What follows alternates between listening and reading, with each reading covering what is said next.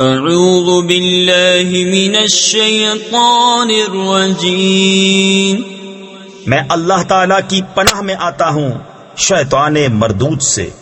بسم اللہ الرحمن الرحیم، اللہ کے نام سے شروع جو نہایت مہربان رحم والا۔ والضحى واللیل اذا سجى ما ودعك ربك وما قلى۔ چاشت کی قسم اور رات کی جب پردہ ڈالے کہ تمہیں تمہارے رب نے نہ چھوڑا اور نہ مکرو جانا۔ تفسیر خزائن العرفان میں ہے، اتفاق سے جب چند روز وحی نہ آئی تو کفار نے تان کرتے ہوئے کہا محمد مصطفیٰ صلی اللہ تعالی علیہ وسلم کو ان کے رب نے چھوڑ دیا، اور مکرو جانا۔ اس پر سورہ والضحیٰ نازل ہوئی۔ وَلَلْآخِرَةُ خَيْرٌ لَكَ مِنَ الْأُولَى، اور بے شک پچھلی تمہارے لیے پہلی سے بہتر ہے۔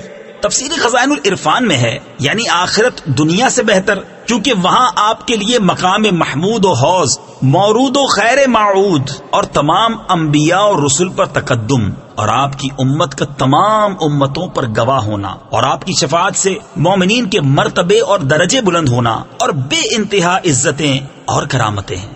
وَلَسَوْفَ يُعْطِيكَ رَبُّكَ فَتَرْضَىٰ، أَلَمْ يَجِدْكَ يَتِيمًا فَآوَىٰ، وَوَجَدَكَ ضَالًّا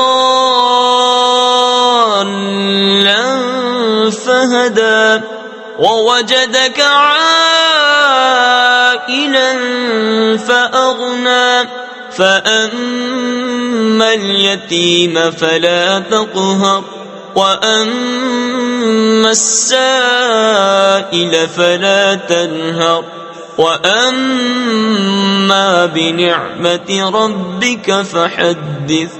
اور بے شک قریب ہے کہ تمہارا رب تمہیں اتنا دے گا کہ تم راضی ہو جاؤ گے۔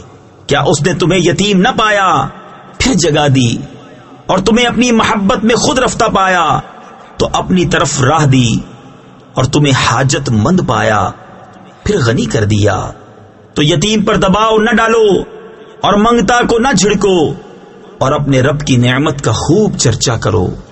صدق اللہ العظیم۔